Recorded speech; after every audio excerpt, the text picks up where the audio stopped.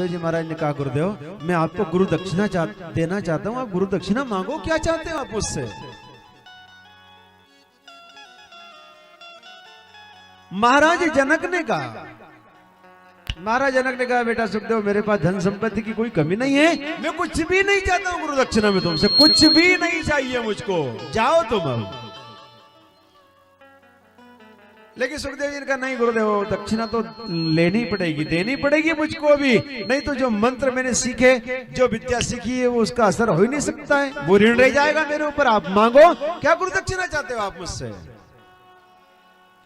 आपने जो सत्संग सुनाया, जो आपने मुझको इतने दिनों तक जो कथा सुनाई, जो ज्ञान दिया, तो दक्षिणा तो मांगो गुरुदेव, क्या मांगना है आपको? बार बार हट कर रहे हैं। तो महाराज जनक ने कह दिया बेटा सुखदेव अगर गुरु दक्षिणा में अगर मुझको देना चाहते हो तो तुम वो वस्तु ला करके दो कि जो संसार में कभी भी किसी के काम में नहीं आती हो। विचार करें जरा, ऐसी कौन सी वस्तु होगी जो संसार में कभी किसी के काम में नहीं आती है? एक कंकर काम में आता है, पत्थर, लकड़ी का टुकड़ा, मिट्टी, यानी हर चीज, धरती का कण कण किसी ना किसी काम में आता है। परंतु सुखदेव जी ने मन में सोचा इस संसार में एक चीज ऐसी है कि जो कभी किसी के काम में नहीं आती है, और वो है हमारा मानव तन। ये मानव तन मरने के बाद में कभी भी किसी के काम में नहीं आता है। आता है किसी के काम में? नहीं आता है।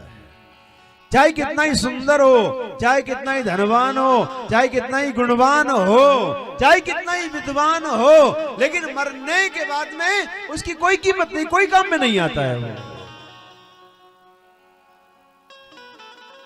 सुखदेव जी ने कहा गुरुदेव मैं तो मेरा ये मानव तन ही आपके चरणों में सौंपना चाहता हूं गुरुदेव, क्योंकि ये मानव तन, ये मेरा मनुष्य शरीर ही कैसा है गुरुदेव कि मरने के बाद कोई काम में नहीं आएगा, क्योंकि मकान की कीमत नहीं है, मकान में रहने वाले की कीमत है। क्योंकि मकान नहीं बोलता है, मकान में रहने वाला बोलता है, और मकान में रहने वाला जब निकल गया, बोलने वाला जब निकल गया, तो इस मकान की क्या कीमत रह सकती है बंधुओं?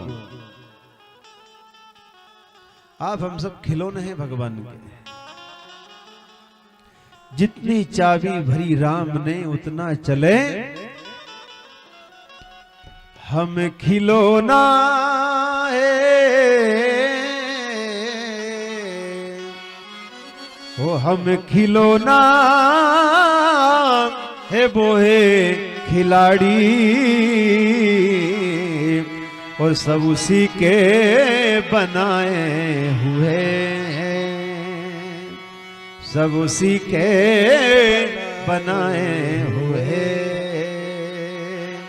ओ हम खिलौना है, वो है खिलाड़ी, और सब उसी के बनाए हुए हैं।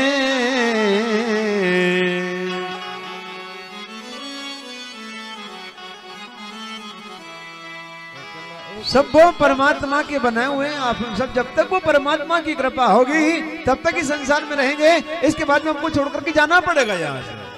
जिंदगी एक किराए का घर है, एक न एक दिन निकलना पड़ेगा, अरे मौत जब हमको आवाज देगी तो घर से बाहर निकलना पड़ेगा।